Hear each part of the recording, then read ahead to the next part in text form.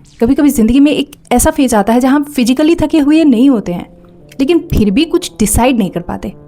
आपको लगता है कि कुछ बदलना चाहिए, लेकिन क्या, ये क्लियर नहीं होता। आप सोचते हो कि क्या मैं सही डायरेक्शन में जा रहा हूँ या जा रही हूँ? जो काम करने जा रहा हूँ क्या वाकई वही मैं चाहता हूँ? जो सपने मैंने चुने थे वो क्या मेरे अपने थे या किसी और के? और फिर माइंड एक अजीब लूप में फंस जाता है, और वो है ओवर थिंकिंग।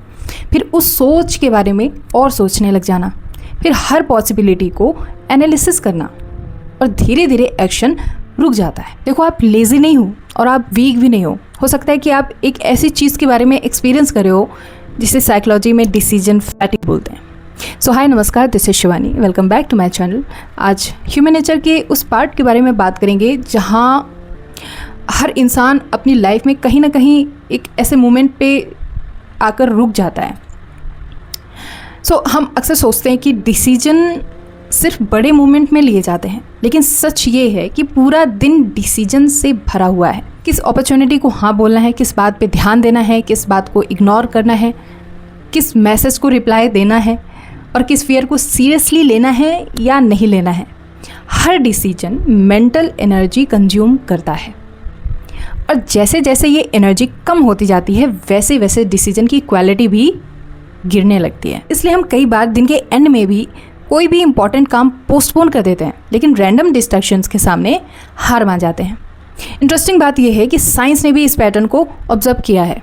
रिसर्चर्स ने देखा कि जब लोग दिन भर लगातार डिसीजन लेते रहते हैं तो उनकी जो सेल्फ कंट्रोल है वो कम होने लगती है। उनमें इम्पल्सिव चॉइसेस बढ़ जाती हैं, और कॉम्प्लेक्स प्रॉब्लम्स को हैंडल करने की जो कैपेसिटी है वो रिड्यूस हो जाती है। हम सोचते हैं कि हम इन्फॉर्मेशन से ओवरलोड हैं, लेकिन कई बार इन्फॉर्मेशन से नहीं, पॉसिबिलिटीज़ से ओवरलोड हैं। और मॉडर्न लाइफ में पॉसिबिलिटीज़ की कमी नहीं है। हर वक्त एक नया ऑप्शन, हर नया ओपिनियन, हर कोई ओपिनियन देने के लिए आपको रेडी है। और माइंड को लगता है कि अगर उसने परफेक्ट डिसीजन नहीं लिया, परफेक्ट चॉइस नहीं की, तो शायद कुछ इम्पॉर्टेंट मिस हो जाएगा। और यही कॉन्स्टेंटली सोचना ऑप्शंस के बारे में मेंटली एग्जॉस्ट कर देता है। यहाँ पे भगवत गीता का भी एक फैसिनेटिंग पर्सपेक्टिव है। देखो, कुरुक्षेत्र में अर्जुन को सिर्फ युद्ध से डर नहीं लग रहा था। अगर ध्यान से देखो तो उनकी जो प्रॉब्लम थी वो और भी थोड़ा गहरी थी। उनके पास बहुत सारे रीजंस थे कुछ भी ना करने को, परिवार, गुरु, रिश्तेदार, धर्म, पाप, फ्यूचर। हर एंगल से एक अलग आर्ग्यूमेंट आ रहा था। और जब माइंड के पास हर डायरेक्शन में आर्ग्यूमेंट्स होते हैं तब क्लैरिटी ख़त्म हो जाती है। एग्जैक्टली इसी स्टेट को आज साइकोलॉजी में कई लोग एनालिसिस पैरालिसिस भी कहते हैं। अर्जुन के पास नॉलेज की कमी नहीं थी, उनके पास क्लैरिटी की कमी थी। तब श्री कृष्ण अर्जुन से कहते हैं, व्यवसायात्मिका बुद्धिरेखे कुरुनंदन बहुशाखा ह्यनंताश्च बुद्धयो व्यवसायिनाम। मतलब यह है कि जिस व्यक्ति की बुद्धि स्पष्ट और स्थिर होती है उसका लक्ष्य एक होता है, लेकिन जो व्यक्ति भ्रम में होता है उसका मन अनेक दिशाओं में बढ़ जाता है। यही तो डिसीजन फैटिग का सेंस है।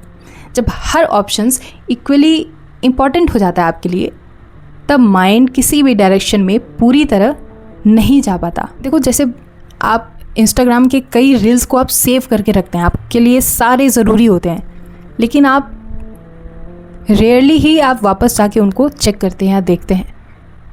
लेकिन इसी वजह से कुछ भी इफ़ेक्टिवली नहीं हो पाता। श्री कृष्ण का जो पॉइंट है ये नहीं था कि अर्जुन को एक इन्फॉर्मेशन चाहिए। उनका ये पॉइंट था कि अर्जुन को एकत्रित बुद्धि चाहिए, ऐसी बुद्धि जो हर पॉसिबिलिटी के पीछे भागने के बजाय एक सही डायरेक्शन चुन सके। आज के प्रोडक्टिविटी एक्सपर्ट्स एक कॉन्सेप्ट की बात करते हैं, डिसीजन सिंप्लीफिकेशन। मतलब हर चीज़ को रोज़ दोबारा डिसाइड मत करिए।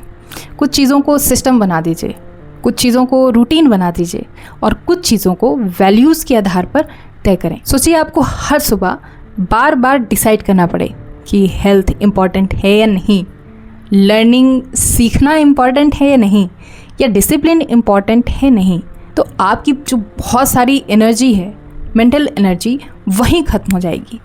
लेकिन जब कुछ चीज़ें प्रिंसिपल बन जाती है आपके लाइफ में, आप बना देते हो जब, तब डिसीजन लेने की ज़रूरत कम हो जाती है, और यहीं से क्लैरिटी बढ़ने लगती है।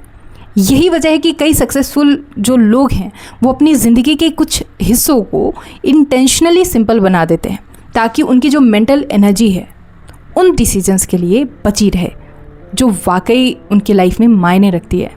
हाँ, सभी छोटे मोटे डिसीजंस भी मायने रखते हैं, लेकिन कुछ बड़े डिसीजंस भी होते हैं।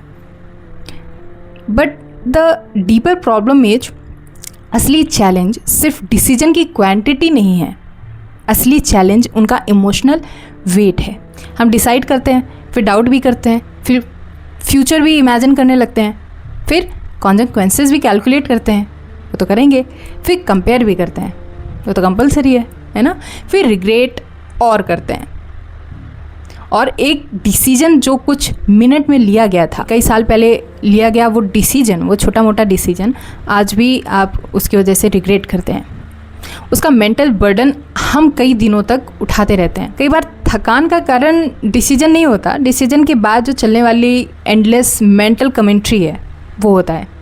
माइंड हर बार पूछता है, याद है वो दूसरा वाला ऑप्शन, उसको ले लिया होता तो वो बेटर था, अगर वो बेटर हुआ तो, अगर गलती हो गई तो, अगर मैं कुछ और मिस कर रहा हूँ तो। और धीरे धीरे इंसान डिसीजन लेने से ज़्यादा डिसीजन के बारे में सोच के सारी एनर्जी खर्च कर देता है।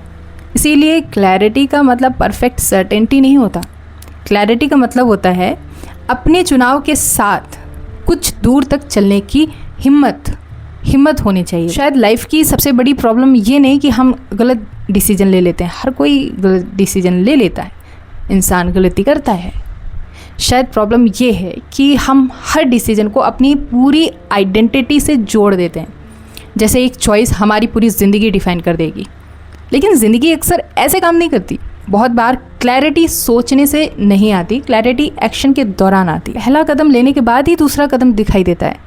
तो आज एक छोटा सा एक्सपेरिमेंट कीजिए, अपनी लाइफ के 3 ऐसे डिसीजंस लिखिए जो आप बार बार लेते रहते हो, और फिर खुद उस पर सोचिए और या पूछिए कि क्या मुझे इस पर रोज़ डिसाइड करना चाहिए या नहीं, या इसे एक अपनी लाइफ का प्रिंसिपल बना देना चाहिए। गोल इतना क्लियर होना है कि हर छोटी बात डिसीजन जैसी ना लगे। देखो, अर्जुन की प्रॉब्लम युद्ध नहीं थी, अर्जुन की प्रॉब्लम इनर कन्फ्यूज़न थी। और श्री कृष्ण का उपदेश सिर्फ बैटल फील्ड के लिए नहीं था, वो हर उस इंसान के लिए था जो अपने ही थॉट के बीच में खड़ा है, फंसा है, उलझा है और डिसाइड नहीं कर पा रहा कि किस डायरेक्शन में जाना चाहिए। कभी कभी सबसे इंटेलिजेंट डिसीजन जो है वो ये नहीं होता कि उस पर और ज़्यादा ओवर थिंकिंग करनी है, नहीं, वहीं पे तुरंत रुक जाइए, बस अपने थॉट्स को ऑब्जर्व कीजिए। ज़िंदगी को समझना है तो पहले खुद को समझो। सो ये वीडियो यहीं तक, मिलते हैं नेक्स्ट वीडियो पे। Thank you so much for watching.